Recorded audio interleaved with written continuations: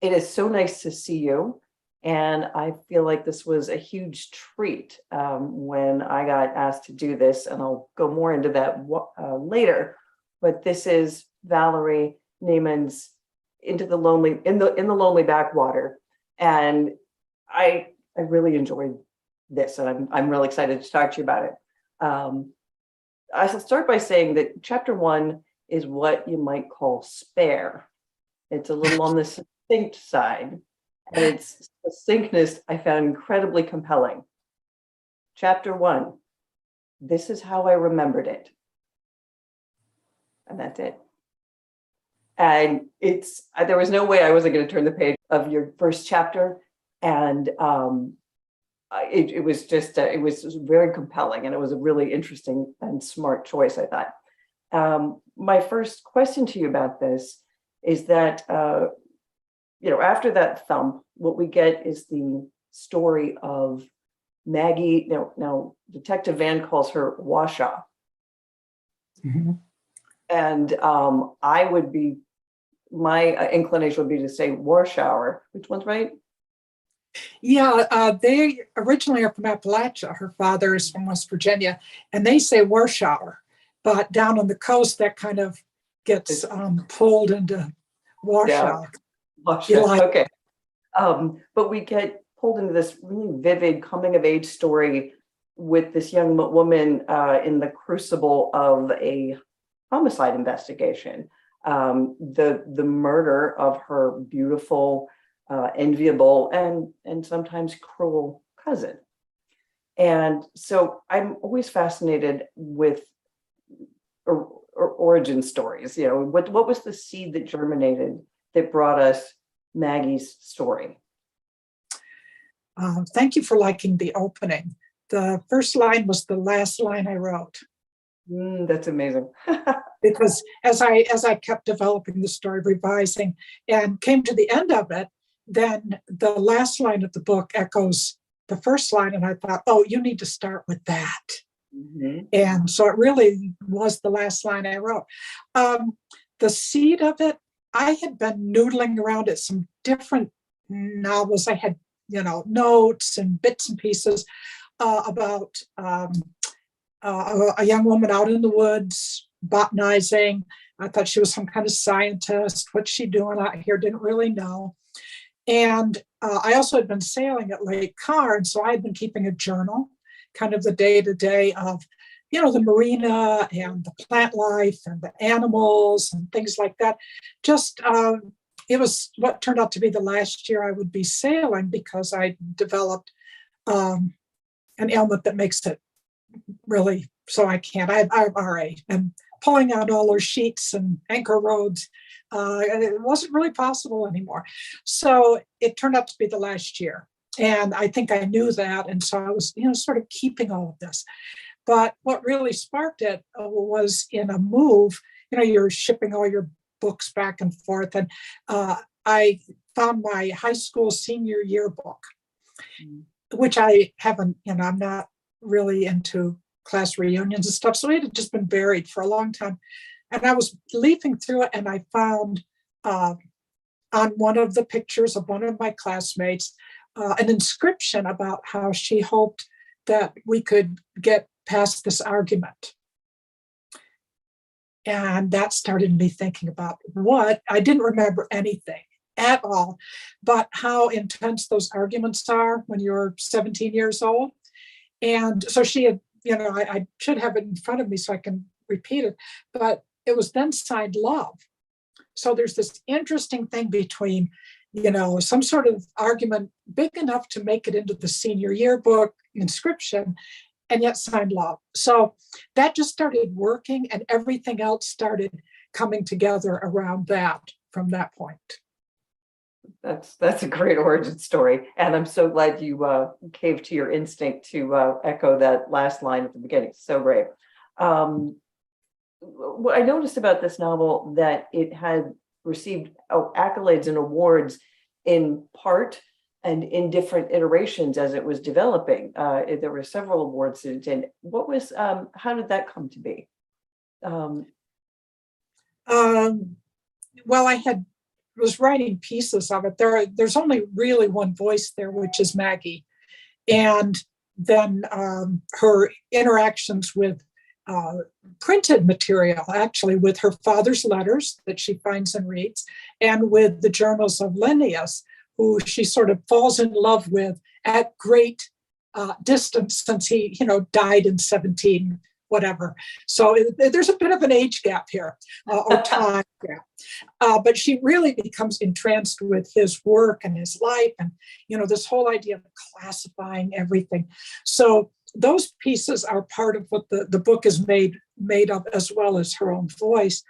And so, I sent a couple pieces around and, got them published, and, had a couple mentions, and that's always really nice. Oh, it was nice to see that, to discover that after I had read the book, and then I did a little scouting around and seeing that it had garnered praise while it was coming together into this finished product now, that this in this finished form. So that was really neat to see. And so about Linnea, so Maggie's vocation, her vocational calling, to become some sort of naturalist, a botanist, a biologist. It's informed and sort of highlighted by where she lives, semi-rural North Carolina, out on the water, on a houseboat, and in the woods surrounding where they live. But it's also from the invigoration just ignited in her by finding these handwritten field notes from the famous explorer and biologist. And one of the things you did with both of those elements is that Linnaeus, the observations that he has, and Maggie's own observations of the natural world around her, they start they serve as insight, like bellwethers, signs, importance, for the things that are happening, and even her own danger that she doesn't always recognize. That's a really great storytelling device. And can you talk a little bit about how that came to you? How much fun was it for you to use their natural observations to sort of signpost what's going on in Maggie's world? I think I'd been aware for, long time about the idea of taxonomy and categorization, from high school biology and from there on. But I kind of became fascinated with the man himself because of a short story by Fred Chappell. And so it was in his book, More Shapes Than One, and it just really stuck with me. And so as I was setting up this book as it was happening, I didn't have I have to say, I'm more of a, what do they say, pantser, or what's the other one? Pantser, plotter. Right, yeah. Plotter. And I'm really generally not a plotter. I kind of let the characters run things. And so I knew there was going to be this homicide, and I knew that Maggie would be tangled up in it, but I didn't know how it was going to develop at all. And the arrival of the journals was just, she goes into this church and everything kind of went bing. It's like, oh, okay, she's into botany and biology, and what's she finding here? And she goes through some books, and then she finds this, and it just hits the spark and gets her really engaged. So I hadn't known at the beginning that he was going to be a major character, but he ends up being, and his voice is really interesting. He was not a dry writer given the period. I mean, these were his diaries, and so they weren't, stiff and formal. They were more like, wow, look at this kind of thing. And I just became as enchanted as Maggie, or Maggie became as enchanted as I. And the being able to weave in their observations where the natural world is mirroring some of the dangers and some of the things that are happening, among Maggie and her friends, and because this investigation really drives a wedge between in the whole community. But Maggie is a little bit of an outsider. She has a close group of sort of unusual friends, and these observations sort of punctuating what's about to happen or what just has happened. I just thought that was a great device to use. And you are, I didn't do any research until I read the book. I prefer to do that. I just want the book to stand on its own. Was 0% surprised to find you are a poet, and your beautiful cadence and the way you describe things. In particular, now that we're talking about Linnaeus's notes, would you mind reading a little bit for us? Because chapter 3 has this great, there's no spoilers in it, but when she finds Linnaeus's notes, I just thought it was a really beautiful passage, and I was hoping you could read it for us. Sure, I'd be delighted. Not one eerie thing ever happened to me in the graveyard, but the church, that's another story. That's where I got my calling. The church is kept locked except for Sunday morning service, a pretty sad affair since most everyone is Baptist these days, and Sunday afternoons when historical society ladies hope for the occasional tourist. It was the summer I turned 14. I had wandered the back paths and ended up there, just killing time. I was reading the gravestones when I heard this creaky sound, like a door going back and forth on its hinges. I went around to the front of the church. The left side of the double red door was open a crack and just barely moving in the thick air. No cars in the driveway. I walked quietly up the stairs and across the little porch and peeked inside. The church had the not open for business look you'd expect any day but Sunday. At the front was a board with numbers for last week's hymns. Shiny wooden banisters on the altar rail, white walls, hard pews with black books and racks, empty niches on the back wall behind the altar table, hanging lamps like medieval lanterns with heavy iron frames, like a museum, except that the small door behind the pulpit was open. I waited. Nothing. Not even a stir in the dust hanging in the air. The hinges had squalled when I opened the heavy front door, but there wasn't any answering sound. So I went in and walked down the aisle, opened the gate in the altar rail, went up the step between the two skinny podiums, and looked into the room behind the altar. Choir robes and felt banners hung from nails on the wall. One banner was still on the pole they used for carrying it, and it swung back and forth just a bit. A door to the outside was ajar too, so whoever had been there was gone.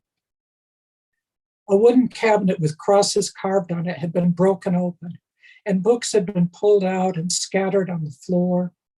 Bibles and hymnals with all shades and conditions of bindings. Older books too, leather bound. I opened up one after the other. A geography of the Holy Land, history of England, biographies, poetry. Inside the cover of one by Marcus Aurelius, someone had written with brown ink fading into the paper, "Let it be known that by the grace of God and the charity of the faithful, through the auspices of Dr. Thomas Bray, SPG, this volume is one of a great Athenaeum of learning, provided that Christian peoples in the colonies may be instructed in all things necessary to worldly progress and eternal salvation, this being the property of St. Thomas Parish in Pamplico." I flipped open some others and found some with the same kind of writing. One was inscribed Major Christopher Gale, Kirby Grange. No telling who Kirby Grange is, but Pamplico must be Pamlico. How they got up here in the scruffy edge where the coastal plain rose to the Piedmont was one question, and whether anyone tended to them or even cared anymore was another. I sat down and read. The printing was strange. An S looked like an F, and the letters were sometimes crooked where they were pressed into the page. These were the real deal. Books maybe touched by George Washington even. Brown spots on the pages, brown string holding them together. Boring stuff, though the medical book was interesting in a horrifying way, with plasters and purges and illustrations of plague sores. I placed the remaining books in the cabinet, but one had come apart in the thief's hands. The pages were scattered, and a lot of them had been stepped on with a fat lug-sole boot, torn and marked. In the road to this spring stands a steep hill called Breckberget, which I climbed with great difficulty. In the clefts of the rock lay several wings of young ravens and crows, with feet of hares, etc. See, I said to my companion, here has been the nest of an eagle owl. I pushed back a stack of pages, some with rough drawings on them, no better than what I would have made. Mountains, a baby strapped in a cradle. On arriving at the next crag, a little higher up, we discovered a pair of birds of this species, Strix bubo, sitting in a hollow of the rock. Their eyes sparkled like fire, for the iris in each of them was luminous in itself, like touchwood, glowworms, or rotten fish. These birds were as large as young geese. I durst not venture to attack them with my hands. And the page ended with a ragged tear. This was an adventure, someplace strange and wild, a scientific adventure. I sorted the pages, trying to put them back in order, when I had a cold chill. Someone watching, the burglar maybe. I folded the pages into a bundle, stuffed them into the waist of my shorts, and dropped my loose old t-shirt over them. I should have felt guilty, but I didn't. I think that's just a beautiful representation of the writing. That it's gorgeous, and her voice, Maggie's voice, often alone, always curious, and the fact that she refers to these pages throughout the book, and what Linnaeus sometimes observes and ends up informing her depth of understanding of what's happening to her. I just thought it was great. And of course, she carries him with her all the time and becomes infatuated, which is also a very dear, to make us remember how we learned what we admired in people, and romantically, even it has to start with some kind of admiration. So I really enjoyed that. The type of story it is, I was looking at your catalog, and if I may be so bold, you skew to the dark, which so do I. And I was curious if you ever get this question, because sometimes when people, you end up talking to people who aren't writers, or are writers in this area, do you ever hear, why do you always write dark stuff? Why do you always write bad things happening? What is your philosophy about stories where bad things happen? I cut my teeth on stories where bad things happen. I lived in the country, and we had a big bookcase upstairs full of classics. I lived in the country, so you read what was available. So I didn't always know what I was reading, but I remember very distinctly reading Tales from Shakespeare, Charles and Mary Lamb, and there's just a book out about Charles Lamb, and I have to read it. Forget the title, but and Edgar Allan Poe's complete collected works. So all of that wonderful Gothic, dark, morbid stuff. And Hawthorne, again, dark and more morbid New England. And what else was up there? The complete Mark Twain. Oh.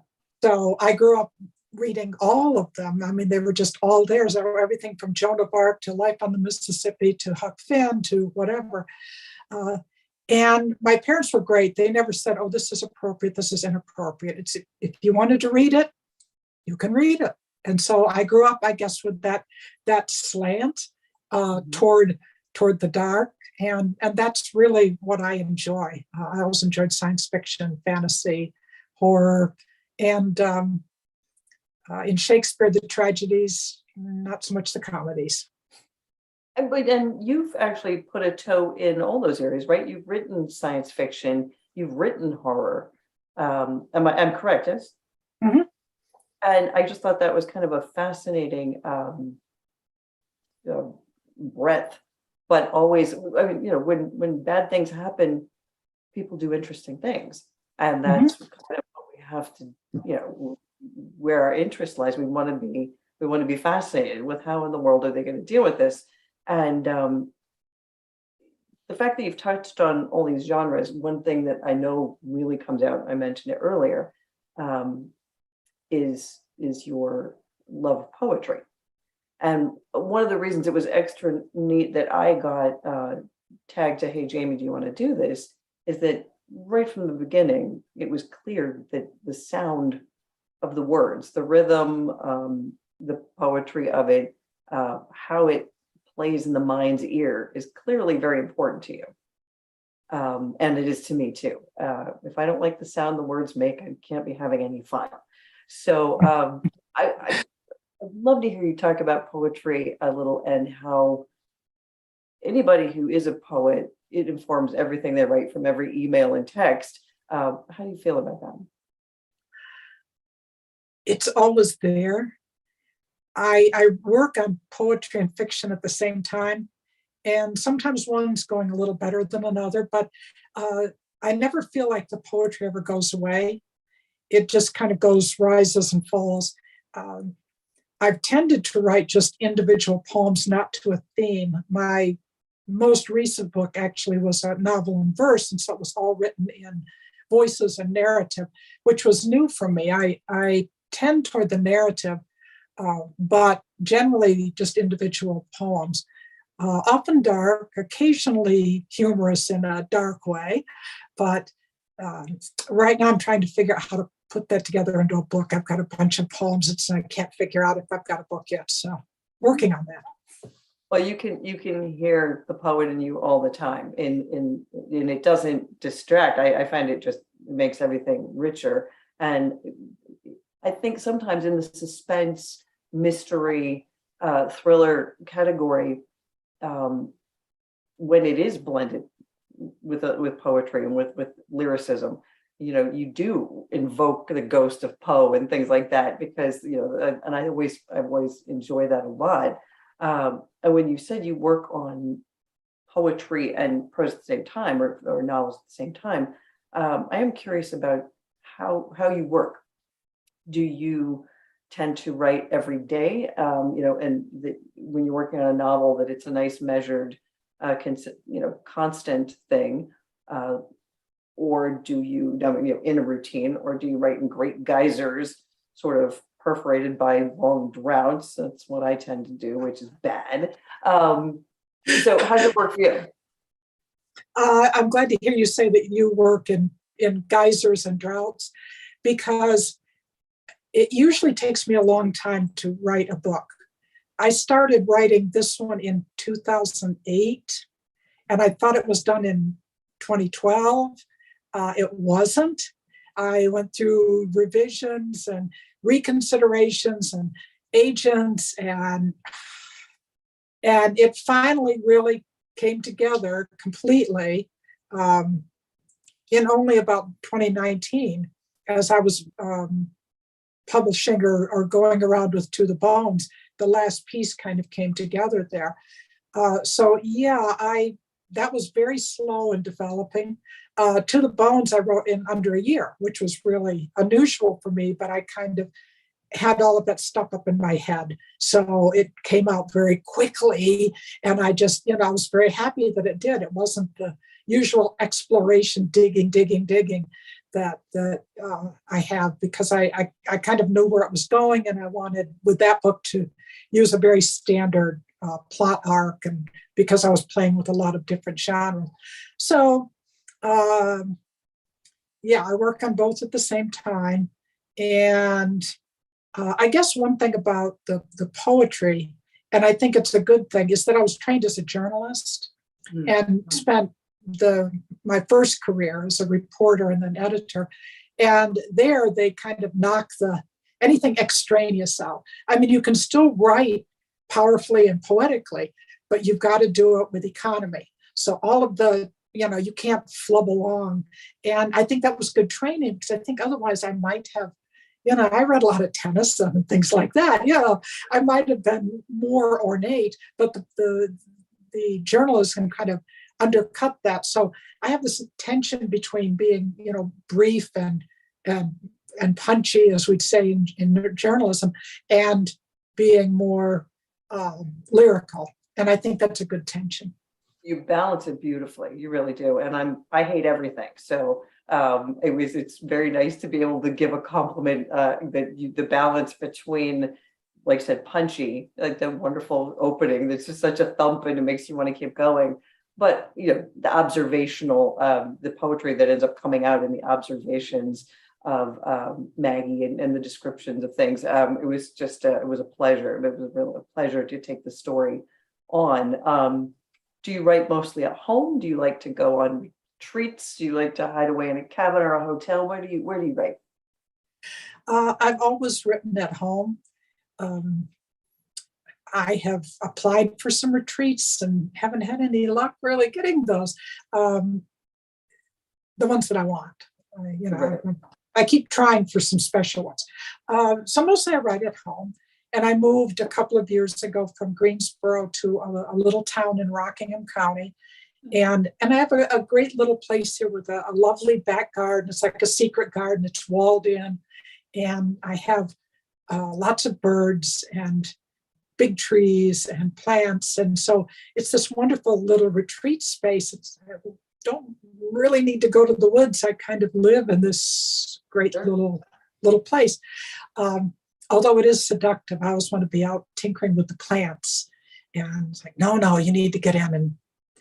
And I'm working on a sequel right now to The Bones, because I kind of left that, the monsters have been conquered, but maybe not so much. And I wanted to kind of, take it the rest of the way to where there's a final resolution. And I'm just having a hard time going with it because I'm spending so much time with, book tour and things for in the Lonely Backwater. So yeah, I tend to not be able to. I have to see one all the way through, and it's really hard to get started until that one is well off on its own.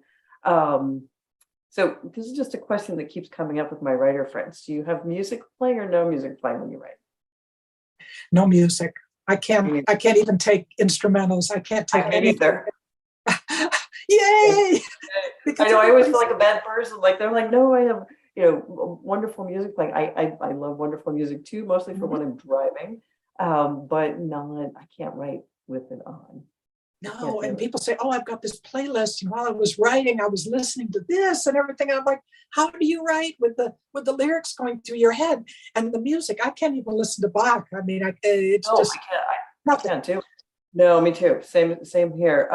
When you're writing, can you read in the genre that you're writing, or do you need to read outside of the genre, or sometimes not at all while you're working? I read. I guess the fact that I work in so many different forms and genre is liberating in a way. So I don't feel like, I am a horror writer. Therefore, if I read horror, I'm going to be, because I'm kind of all over the place. Not for writers in the audience, not a good career move, but I write the stories that come are where I go, and wherever they take me. But I read poetry, I read fiction, I read a good bit of short fiction. In fact, I feel really guilty. I have a huge stack of novels. But right now I'm preparing for teaching at a workshop, and I'm reading other people's books. Like you being so gracious to meet me here in Zoom. I'm doing that for other people. And so I'm trying to read their books and get prepared. And so it just seems like by the time I do those things I need to do, these other books are just stacking. And I'm like, oh man, I want to read that, but not yet. Oh, I know. I have to keep the list. I made a promise to myself sort of mid-COVID. I'm like, you're going to read the books you actually own first. Mm-hmm. And you can make a list of books you want. So I'm getting through those. I'm a very slow reader. So I read, I read all the words and I don't skim. So, and I really like to take my time with a book. And that's kind of a question I'd like to ask you is, do you feel compelled if you open up a book and you're not caring for it, you've given it a shot, do you feel compelled to finish or do you stop? I used to feel compelled. I thought, there's something about this book that's worthy and you should finish it through to the end. I only gave up on 2 books. I love Anna Karenina, but I cannot get through War and Peace. I admit it, cannot. And then I've had a couple of books that I've opened up and just thought, this is no good. It wasn't that they were planned. This is no good. And I am not spending any more time here. But otherwise, I do tend to want to push through and finish. I had to give up a lot of books when I retired and moved into a smaller space. And it really hurt because it's like, well, these are my friends. And sometimes I want to go over and open it up and read just that little piece. Right. But I had to downsize. And so I did. And I said, I'm not going to buy any more books. Can't buy any more books. Well, of course, that's just, are you kidding yourself? And yeah, I've got that big stack. You've got to read the ones you have. You have to read the ones before you buy more, but I can't do it. I know, it's so hard. And plus it's we with communication now, you kind of feel like the whole world is your book club and you can talk to people about it. I'm curious about what in your career as a teacher, what did you teach and how does that intersect with your writing? What was that about? Well, I should say I was a reporter in a small town in West Virginia for many years and covered mostly police beat. And so that was great.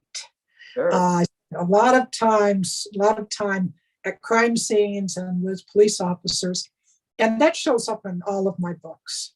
The detective in this book is modeled on one that I worked with for a number of years and I really respected and liked. And so, and it just happened, I just knew Maggie would be interviewed by the police. So this officer walks in, this detective, to talk to her. And right away, it's like, oh, I know who that is. Right. And of course, other elements, it's not the same person, but the approach is similar. Mm-hmm. And he became much more important than I knew he was going to be in the book. I thought he was going to be, just your standard police detective thing. And instead, he became really crucial in the book and in terms of Maggie's situation and the changes she's going through. So that said, I really loved being a reporter, but then I became an editor. And then I saw newspapers going down, which hurts. And decided it was time to go back to school, which I did, got my MFA. At the time, I was teaching at A&T, teaching journalism for the student paper. That's how I got into the academy. I was advisor to the paper, and I thought, you should get that degree. So I went back and got my degree, and it came down to a choice. I sort of talked to the newspaper and I talked to the college, and the college wanted me. And so, you want me.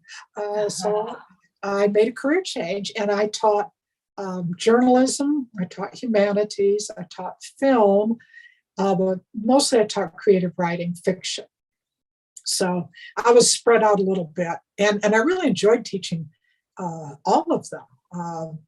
But I thought it was time for me to get out of journalism because, the field had moved on. It was very different than when I started back in the days of proportion wheels and pica poles and, paste up. So it was time to move on. Well, it's interesting to me that when you had said that, shoot, I lost my question. Where was it? All right, I have a different question, and I'm sure I'll rediscover that one again. With your time in journalism, with your time with the police beat, and even in your own life, that's what I was going to ask you, but you come across, I think this quote is attributed to Twain, but I'm not sure that's right, that the difference between life and fiction is that fiction has to make sense. So did you find that you would run across things, real things that happened, and you would love to use it, but you're like, I would write that and no one would believe it? I think we're in that phase right now. Look around. It's like, would you believe any of this? Yeah, if you had read this a few years No. ago. Yeah, if you had written the whole thing that's been going on in Washington, if you had written that a book, people had been like, oh, that's ridiculous, you know. So Brexit, another. It's like, what you're doing? What? Why are you doing that? That wouldn't happen.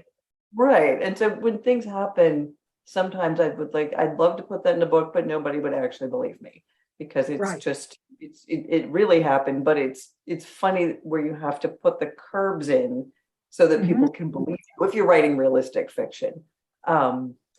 But what I remember what I was going to ask you about your students, because you had said something earlier about sometimes books kind of come out in a rush, or at least, it's mostly all there. And then sometimes it's like pulling teeth. And I think it's kind of funny because I have the same experience. Sometimes it just happens. And I've actually had to can the past two books I've started to write because I've worked on it and it just wasn't going anywhere. And at some point, you start thinking, well, I thought I knew how to write a book, but that sentence doesn't actually make any sense for me.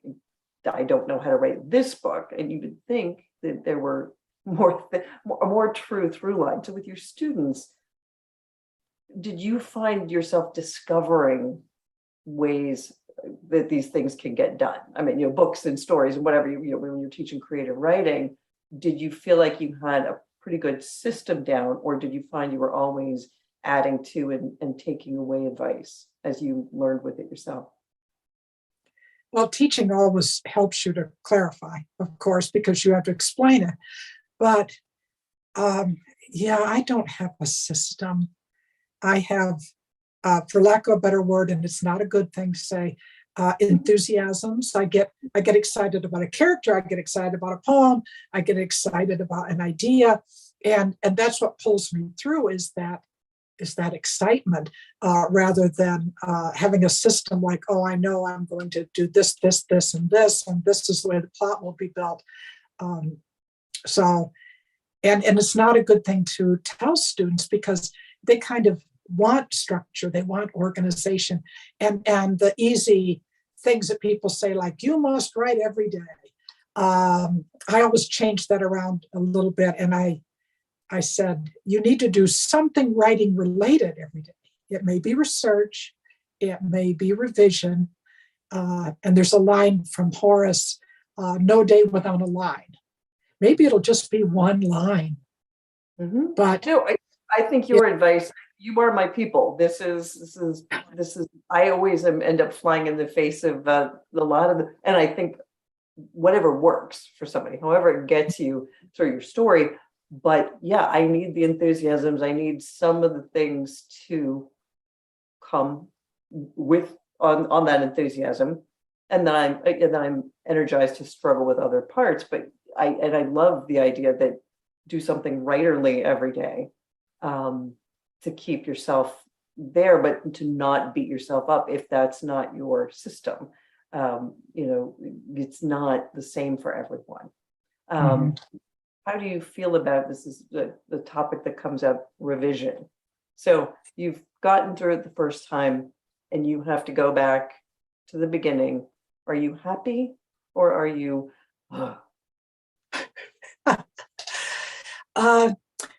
I have this horrible little creature that sits on my shoulder right about here, and it's an editor. And because I was an editor for years, and so it tends to make me want to slow down and craft as I'm going. So instead of doing, the shitty first draft idea that you just, slam your way through it and then you go back and fix it, that editor will never go away. And so I'm slow, but often most of it is really there. Now I may need to restructure. I found that in the Lonely Backwater, the ending wouldn't come. And I kept working on the editing and working on the ending. And as I carved toward where that needed to go, then I realized I needed to go back and insert some things back in the text to help set up for where it goes at the end, because it's got twisty twist. And so so that when you come to that twist, it felt like in some way inevitable without you understanding why. And I didn't even know that I could do that. It's sort of, I love mysteries, but I also thought I couldn't write one. And then I did, and sort of like, oh, okay. But I realized that the voice all the way through was showing us what was happening with Maggie, so that when we come to the final chapters, things start to fall into place. It's not sort of like, well, where did that come from? Right. Yeah. It definitely flows like that. And it's just so you know, you're not alone. I work almost exactly the same way. Although I absolutely adore my editor. We're like, oh, murder your editor. And I love my editor because I'm like you. I can't drag a wake of destruction behind me, knowing I have to do it. So I don't continue until I'm relatively happy. Now that things may change when I get to the end. So when I get to the end the first time, I'm so excited because that I know it's essentially there, and now it's time to play more. So I'm with you. It takes me forever to get to the end, but when I do, it's largely there. And there isn't so I know some people say they wouldn't like to work like that because they would get bored of the story. I don't. That excites me and that drives me forward. If I'm satisfied up to this point, I can keep going. So you're not the only one. We are. It's really strange that we've got so many things in common. I know. Great. It's great. It always makes me feel less crazy.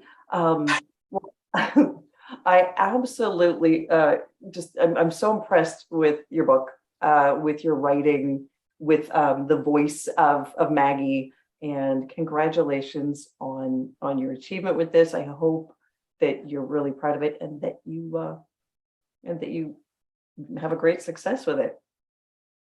Well, thank you. That is so kind. And I am looking, I have not yet read it, but I'm looking forward to your book on the Isabel Stewart Gardner art thing, because I'm really fascinated by that. I was watching a documentary on it a few weeks ago.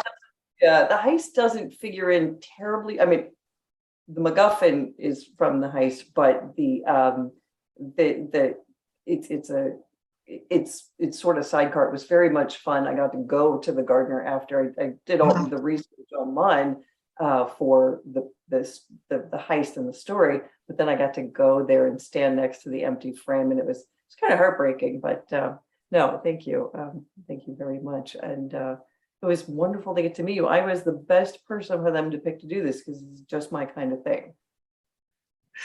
And it sounds like we're alike in that I don't feel I can write a place really unless I go there and stick my hands in the dirt and smell and taste. And I just it's this essential need for me is that I have to have some contact. Now I can plan for it and I can do research, but at some point I've just got to go get a hold of it. So it sounds like you're the same.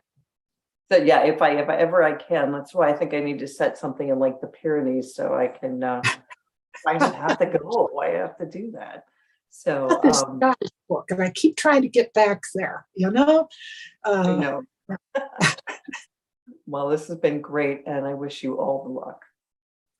Well, thank you so much. Are we ready for questions? Yeah, is there anything going on here? I was just going to pop in and ask a question. And Patricia will send over any questions that we've got via the chat, and I was checking the email. But I just wanted to, because I also appreciated listening to you talk how much sort of overlap you seem to have. And Valerie, you're here tonight talking about a thriller, and Jamie, you've written thrillers and you've talked about reading those same kinds of books. And this is a little bit random, but I'm wondering and this is a question for both of you, if there are kinds of books that are out there that you've thought to yourself, I've never really read that kind of book and I feel like I should give it a try and haven't, because I know, Jamie, you referenced your TBR pile, which we all sort of have as a daunting thing. And every once in a while, I feel like, I'm in a rut in terms of the kinds of things I've read, and you're both so well read with the things you read. And I was just curious about, what's that sort of like thing out there that you're like, I should really read that kind of book, and I haven't done it yet. I actually have a funny answer to that because I was in a reading slump. I decided to absolutely change the way I read. I do like cover art, so I will be attracted by different covers. I definitely, if somebody says, "Oh, I just read this great book," I'm like, "Great, tell me the title. Don't tell me what it's about." I don't look at the spine. I don't look at the jacket copy. I open the first few pages, and if I'm, by page 3, I want to still keep going, I buy it. I don't know what kind of book it is. I have no idea what it is. And I've been having a lot of fun reading only things I love. But it could be anything. It could be any genre. I don't care. Yeah, it's just if by page 3 or 4 I'm still in, I will give it a whirl. That's really great. Fun. Valerie? I really read everything, just as it comes to me. A lot of times it's sort of a book comes to me like a stray dog, and it's like, oh, okay, I'm going to read that now. I don't think there's anything I really absolutely wouldn't read except formulaic books, whether it's Western or romance or mystery, something that's just sort of laid out on a grid. And I'm not interested really, but a great romantic suspense novel, a Rebecca or something in that vein is great. And science fiction, fantasy, horror, serious novels, poetry, nonfiction, everything. Yeah, I really don't knock anything out. Well, that's great. I think that's an excellent way to be. Not that it's also not fine to have genres that you love and to stick with them. But Jamie, that's a particularly great tack to take, in terms of just ignoring what the book is. We do a similar thing with our blind dates with a book in the store, where it does tell you about sort of, what you can get a sense of what kind of book it is, but you can't, glean any other details. Because it's in a brown paper wrapper, and there's just sort of suggestions of what's going on inside, and you kind of the language for me is so specific. Yeah, I have to be into the way it's written. Right.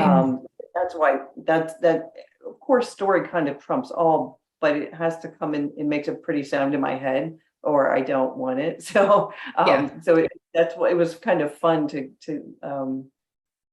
change up the way I read. So yeah. That's great. Well, I think I know you've mentioned several books this evening, and we'll give you, before we end, if you have any sort of particular recommendation you'd like to make for folks for reading before we say goodnight this evening, something that you've just read, or maybe in something you're excited about. We can leave folks with that for their TBR piles to grow, in addition to your books, Valerie and Jamie, which of course we highly recommend. Well, I'll go and then let Valerie have the last word. I feel really goofy about being so late to the party, but I discovered Lisa Lutz, who I have met a bunch of times. She's an amazing writer.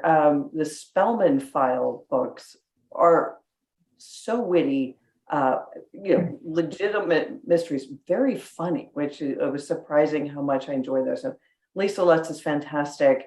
And there were 2 nonfiction books that kind of blew my mind. If you write in the broad crime genre, Veritas by Ariel Sabar is about fraudulent papyrus. It's all the biblical texts and things, and it's the most amazing book. You'd think it was dry. It's got intrigue. It's got weird sex. It has got everything. It's got history. It's an amazing book. So Veritas by Ariel Sabar is great, and Agent Sonia by Ben McIntyre is about the most valuable Russian spy in World War II, who actually was a German communist and originally, and is a great book. Thank you, Jamie. Valerie? I got familiar. I didn't know his earlier work, but John Copenhaver. I read The Savage Ones, and really, really enjoyed that because of the interplay between these two young women and the fascination with the teacher and where that takes them. I really, and it's set post World War II, and I really liked that a whole lot and would recommend that.